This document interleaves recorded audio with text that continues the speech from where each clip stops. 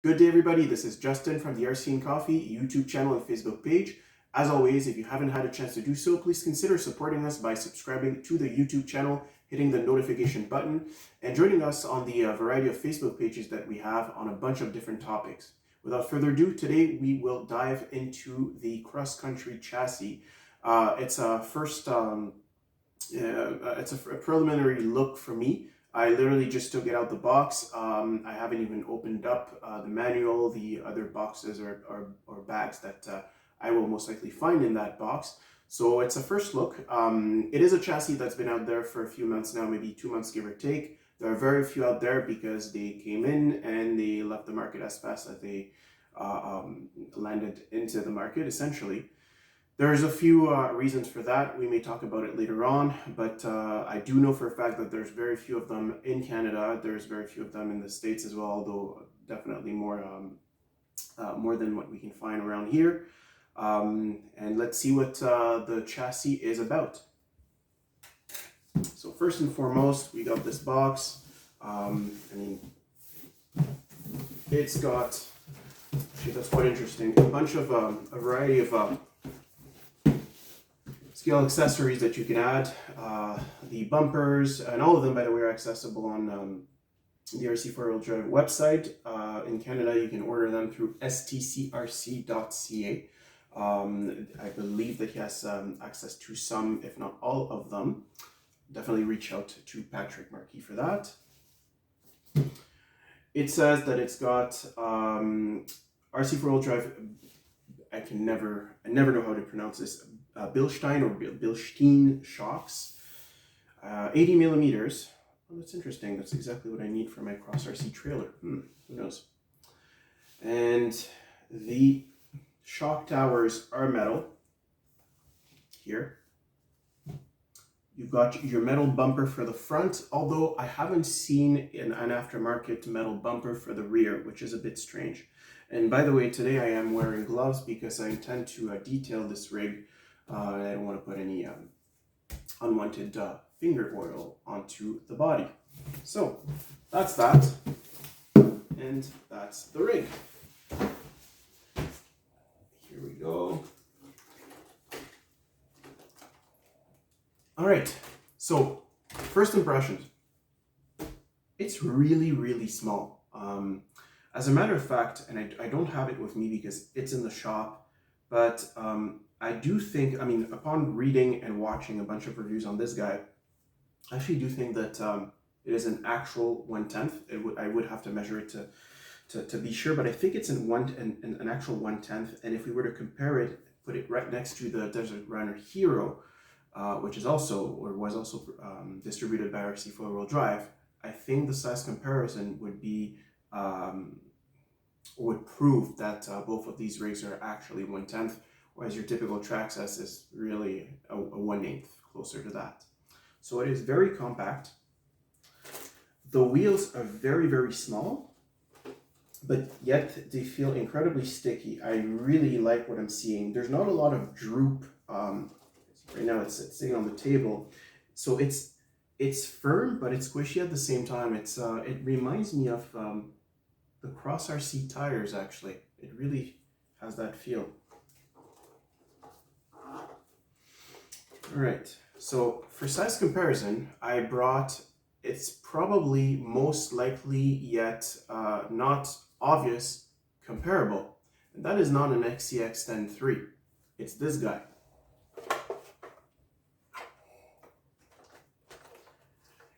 This is a Jeep JK, which sits, sorry, let me move this, there we go, which is sitting on the GCM Racing Delta chassis. So it's a two-door body, hard body. I've removed the bumpers because I'm working on it right now, but you can see for size comparison,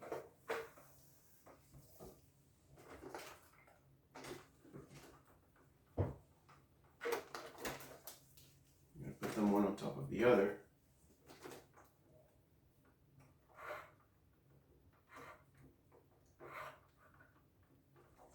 It should be significantly smaller because also it's a two-door body, and it just looks a lot more massive. Let's see. compare the front ends.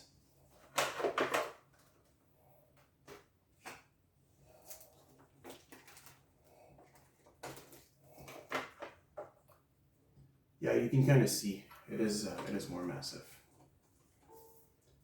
The interior isn't as wide either. Yeah, the rig in general, the body is not as wide. In terms of wheelbase, interesting. It is actually shorter. The Delta chassis is shorter.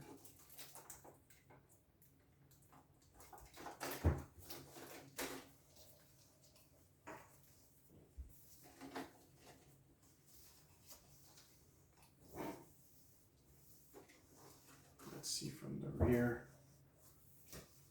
So there's about there's almost an inch. So I'll go and look at the proper measurements, but it kind of looks from where I'm standing like there's about an inch difference. Now, also the similarities, the shocks are slanted. They've got that triangular architecture on the Delta chassis here. So you see, it's not very aggressive at all, and they're coilovers. Whereas this guy, they are not. You've got your actual spring and the shock itself that are separated, but the architecture is a lot more aggressive. In fact, it reminds me of the Cross RC Demon, although the Cross RC Demon has coilover shocks. All right. Oh, fantastic. It comes with a broken link. All right. Okay, guys, so here we go. Before I dive into this chassis, I had I've done a bit of research, and I've heard horror stories when it comes to quality control. As a matter of fact, word on the street, the reason why this body was taken off the shelf, or this entire ready-to-run product, is not because of the Jeep licensing. It's because of quality control. And as a matter of fact, we're about to see just how bad this was. Yeah. So I had an option to take this rig. I knew about it. I knew it would probably come, with breakage out of the box. And I have a very, very good relationship with my distributor. And I decided to take it because I trust him. I've got my reasons. And I also trust that RC4 Drive will do the right thing and come up with fixes to the many issues that this product has. Now, the reason why I decided to take it is because I do think it's one of the most exciting products that RC4 Drive has come up with in couple of years at this point. I think the architecture is very interesting. I think it's a very good balance between skill and performance, as we'll see. If I can manage to take the body off, I know it comes with clips, and again, I've never tried removing those clips before doing so here in front of you guys. So I think it's worth giving it a shot. I think it's worth encouraging the companies to to move into the future with venturing into different places, different chassis, different configurations. But this one was definitely there was a bit of a gamble involved here. So let's remove those. As a matter of fact, I'm going to keep those on. No, I'm not actually, because I want to remove this grill. Let's see.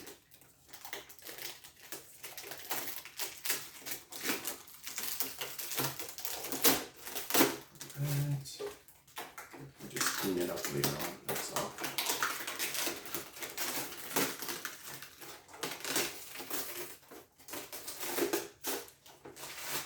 So that's it. That's the only plastic that I had on the rig. Okay, so I'm gonna move this guy out of the way because today is not about you, Delta. Let's see. All right, so there are some clips here on the side. I believe I need to press on them, and I have to do it once. I can't really do a bunch of them at a time. It's one at a time, according to Matt from Skill Builders Guild. Interesting. try to do too. So you see the struggle in real time, right? So that's happening here. Trust me, it'll happen to you.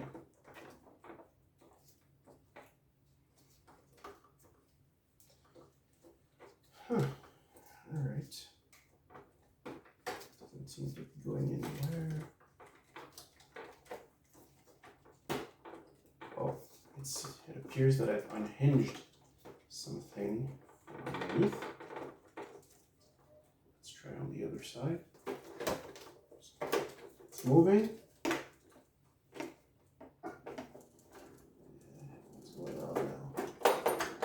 Okay, after about an hour and a half of struggle, this thing's there. Now let's see what. Something fell on the ground. We all heard it. Here we go. Guys, this is what's happening after you try to take one of these bodies off. So this fell off. Part of the drive shaft. Front one, I believe. Yeah. Okay, so. Body. Molded injection plastic everywhere. It's got plastic sliders, which seem to be rather sturdy. I wouldn't be too worried about these guys. And they're going to slide better. So I'm guessing they're probably very cheap to replace. They're very efficient when you go off-road because it's plastically slide. So it's kind of it'll act a bit as a breaker if you want. What else? You can't open up the doors, which is unfortunate. The interior is well done. It's, I'd say, oh my god, I'm sweating. Is it comparable? It is comparable to this to this body there, but it's much smaller. So I'm not sure how the our little stick figures will or dolls will fit in there. Maybe if you chop the legs off or something, or maybe using the dolls that I use on the 112, that may work. I also do know that the body comes out, and given what the struggle that I've had, the roof, the top comes off, but I'm not sure I want to venture into this right now after having to deal with what I've been dealing with. Now what is this? What is this piece? I mean, this truck is falling apart. Huh. Not sure where this goes. Well, I guess we'll find out soon enough. Okay, the chassis.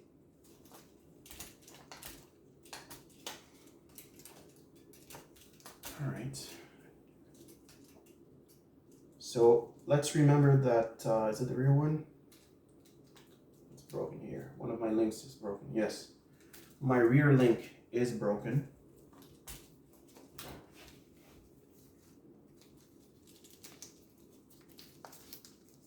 This guy here.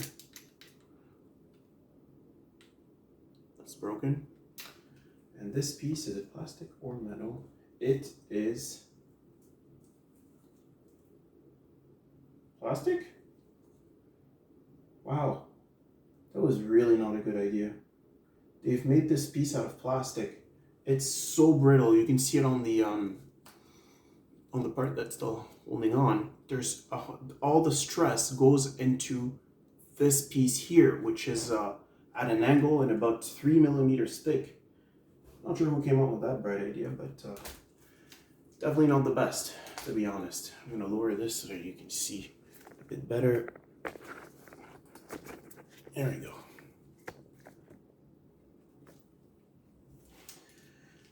Okay, so assuming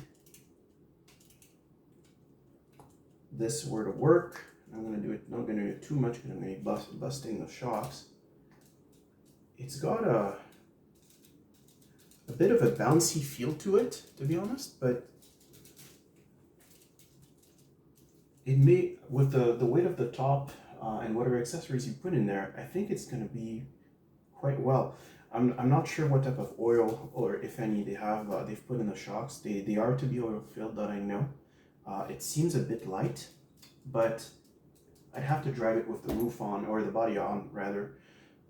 to see how it'll act. It kind of reminds me of the Run 80 chassis with the LC70 body from RC Run or Run RC. I can never remember which way the company the name goes. I think it's RC Run. Those those shocks are friction shocks, but the car still rides very scaled because of its own weight. It kind of jiggers rather from side to side, I don't know. Sometimes, you know, those oversights, you know, come with their share of, I guess, advantages. Okay, so you've got a slanted servo here. It reminds me of the HGT 408, although the HG servos would be on the side like this, whereas here the entire mount is, the servo is rather parallel to the bumper.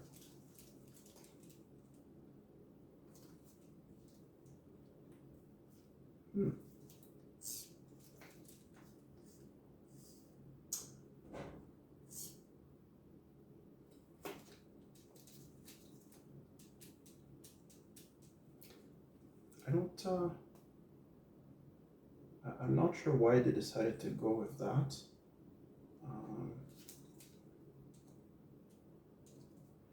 Because essentially what it does, okay, you see it limits your ability to, well, I believe that it limits your ability to add longer shocks if you wanted to, because the panhard, the rod end at the level of the panhard is already stretched at its maximum extension. I don't know if you guys can see. It's already bent as far as it can go. So it has upwards movement with compression, but you can't go any further than that. So that will definitely break if it's stressed, if the axle is yanked in that direction. So very awkward choice. Now, I do know that Matt from Skill Builders Guild had an issue with his motor mount. So his was slanted backwards, so I confirmed, definitely not supposed to be that way. Mine is straight. Although I have the same issue that he has with regards to Loctite and screws that haven't been torqued properly. You can see. Hold on. There you go. So the entire transmission and motor are moving back and forth. It's got a plastic spur gear with a slipper clutch. You'd have to remove the servo in order to adjust the slipper clutch, unless you take out the transmission. That's also possible.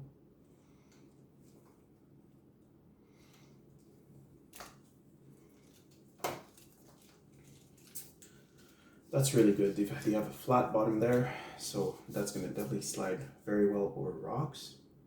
And they've got a plastic drive shafts. You know, with the connectors are metal.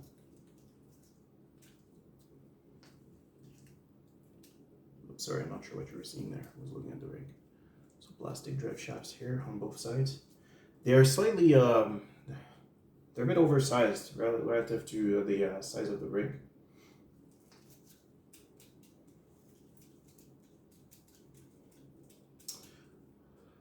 What's interesting is that there's very little amount of bump steer, so I'm wondering if, you know, when they were trying to make sure that bump steer was limited to a minimum, that they haven't, you know, inadvertently caused another issue with regards to the longevity of the rod end of the panhard. It's interesting. This piece here is made out of plastic, so I'm not sure. You know, if you take a hard hit, you change on the bumper. The stock bumper will definitely act as a fuse, but not the, you know, if you have a metal bumper there, it'll definitely break this piece here. Now, the other issue that I've heard about this transmission has to do with the mechanism of the shifter. So let's see, I'm just going to see if I can remove this quickly to try to show you how it's done inside. Let's see. Just going to try to move this so you guys can see better.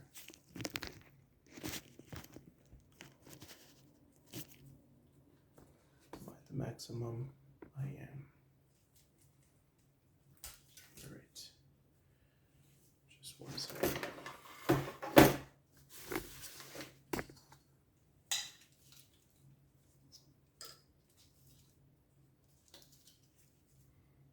Let's see.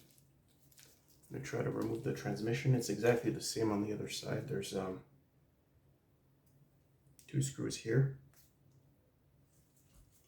Just going to remove them. Don't think I'll have to remove the wheels for that. It's definitely not ideal, but whatever. So there's a 0 Loctite in this. Not at all. Now, one thing that you may be looking at me and wondering why I'm doing this with a screwdriver. When I take a new rig, I like to have a feel for it. If you go with a drill right away, you may not get, well, first of all, you won't know the rig, you won't know its flaws, you know where to go hard when, where you can, you have to, you know, ease off. So I think it's a good method, you know, to be safe.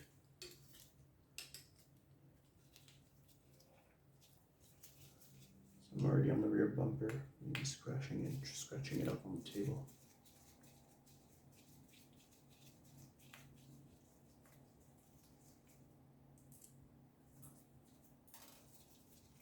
One and 2.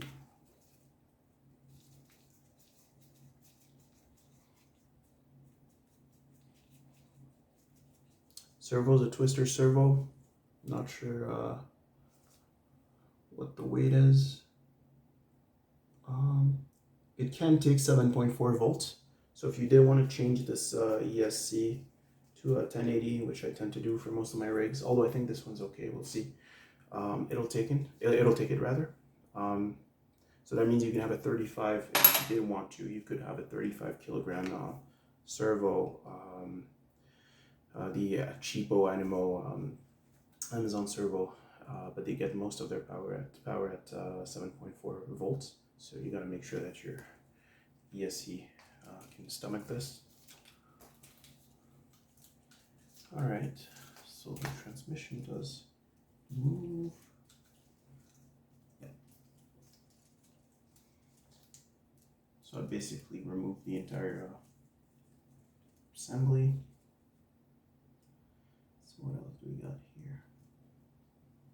So I shall disconnect the servo link. So for the shifter,